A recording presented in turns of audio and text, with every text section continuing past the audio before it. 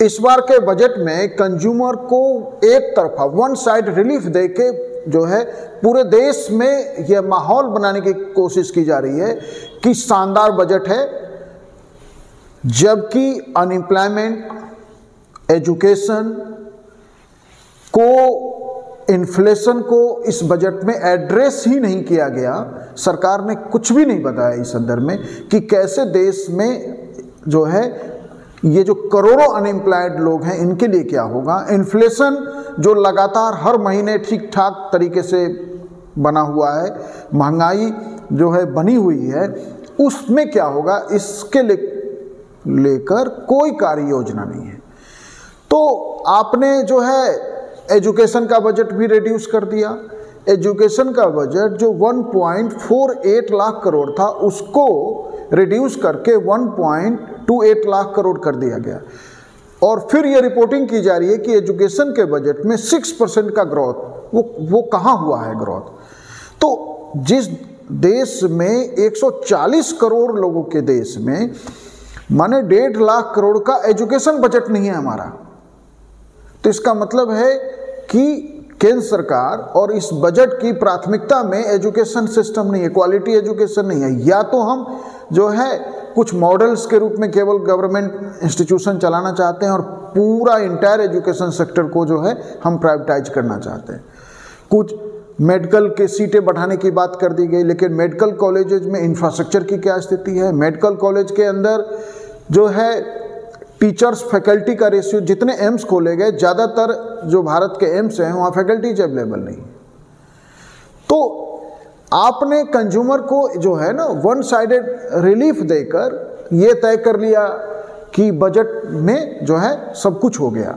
आपने टैक्सेज कम कर दिया कि 12 लाख तक रुपीज वाले लोगों को टैक्स जो है नहीं देना होगा और इससे डिमांड इंक्रीज हो जाएगा। और डिमांड इससे इंक्रीज हो जाएगा, ये डिमांड जो है इनकम से बढ़ता है। इनकम कैसे लोगों का बढ़ाया जाए। आज देश में 80 करोड़ लोगों को दोनों शाम का जो है अनाज फ्री दिया जा रहा है। तो इस बजट में यह बताया ही नहीं गया कि ये कि इकोनॉमी में जो है कि ठीक है कि हमने जो है टैक्स रिबेट को 12 लाख रुपीस तक बढ़ा दिया, मतलब 12 लाख रुपए तक की इनकम पे टैक्स नहीं देना होगा और स्टैंडर्ड डिडक्शन में कुछ और भी छूट मिल जाएगी। लेकिन 12 लाख रुपीज जनरेट कैसे होगा, इनकम कैसे बढ़ाया जाएगा, उस पे बात नहीं हुआ। तो ये मुझे लगता है कि जो अरविंद पनगड़िया जो देश के जाने माने इकोनॉमिस्ट माने जाते हैं, वो बार बार एक बात अपने उसमें कहते हैं कि ट्रिकल डाउन थ्योरी। ये ट्रिकल डाउन जो थ्योरी है इकोनॉमी की, लगता है कि सरकार ये मानती है कि जब व्यापारियों को, अमीरों को आप छूट देंगे, टैक्स में राहत देंगे, तो इससे जो है बाजार में, अर्थव्यवस्था में और ज़्यादा मनी आएगी और फिर जब मनी आएगी तो इसका लाभ अंततः सबको मिलेगा। अर्थव्यवस्था में ट्रिकल डाउन थ्योरी जो है सफल नहीं हो सकती। ऐसी कोशिश दुनिया के और भी देशों में और हमारे यहाँ भी फेल हो चुकी है कि हम जो है कुछ लोगों को जो है टैक्स बेनिफिट दे देंगे, टैक्स रिबेट दे देंगे और वो जो है और ज़्यादा जब उनकी आमदनी बचेगी, उन पे ज़्यादा पैसा बचेगा तो वो और निवेश करेंगे और निवेश करेंगे तो अंततः इसका लाभ सबको मिल जाएगा। ये जो थ्योरी है, इस थ्योरी को जो है एजुकेशन सेक्टर में भी कभी लागू किया गया था, ब्रिटिश पीरियड में किया गया था और वो फेल हो चुका है। ट्रिकल डाउन थ्योरी से कभी जो है संपूर्ण समाज का विकास नहीं हो सकता है, हॉलिस्टिक डेवलपमेंट नहीं हो सकता है। न आपने इस बजट में जो 2 इम्पोर्टेंट जो कंपोनेंट हैं देश की इकोनॉमी का, अनएम्प्लॉयमेंट, उस पर जो है कैसे हम देश में अनएम्प्लॉयमेंट को दूर करेंगे। अनएम्प्लॉयमेंट के आंकड़े जो है सरकार जरूर जो है कि 4% के नीचे अनएम्प्लॉयमेंट रेट आ गया है, लेकिन क्या एक्चुअल स्थिति यह है, कितने लोग सही में एम्प्लॉयड हैं। ज़्यादातर लोग, क्योंकि जो एम्प्लॉयमेंट के डाटा हमारे देश में हैं वो कितना सही है उसको लेके तो एक अलग वीडियो की ज़रूरत है और उस पर मैं एक अलग वीडियो में बात करूँगा। ये हम इकोनॉमी तक ही रहना चाहते हैं। अनएम्प्लॉयमेंट का जो ये फिगर है वो अपने आप में ठीक नहीं है, फिर भी जो फिगर है उस दिशा में ही यदि हम बात करें तो अनएम्प्लॉयमेंट को कैसे हम खत्म करेंगे, इस पे जो है कोई कार्य योजना नहीं है। इन्फ्लेशन को कैसे चेक करेंगे, कोई कार्य योजना नहीं है।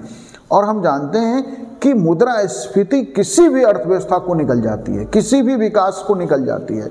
इस दिशा में जो है कुछ भी कोई कार्य योजना नहीं, कोई सरकार ने इस संदर्भ में जो है अपने इस बजट में इस पे चर्चा भी नहीं है कि हम कैसे करेंगे इसको।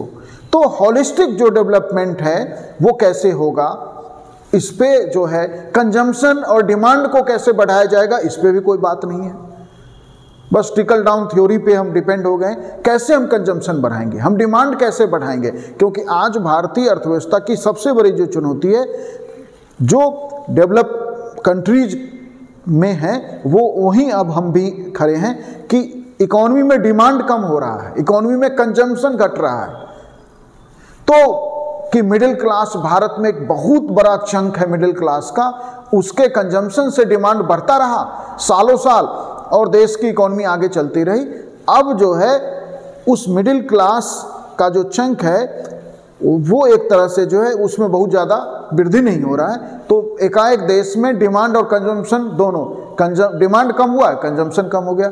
जब डिमांड कम होगा, कंजम्पशन कम होगा तो प्रोडक्शन अपने आप डाउन हो जाएगा।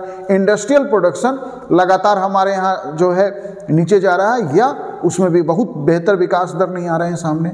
इकोनॉमी के जीडीपी का जो फिगर कहा गया है कि 6.3 से 6.8 रहेगा, तो वो भी जो दूसरे सर्विस सेक्टर है, एग्रीकल्चर है, उसके भरोसे, इंडस्ट्रियल सेक्टर में बहुत बेहतर स्थिति नहीं है। तो देश में डिमांड कैसे बढ़े, कंजम्पशन कैसे बढ़े, इस दिशा में कोई योजना नहीं है। बजट में इस पे बात होनी चाहिए था।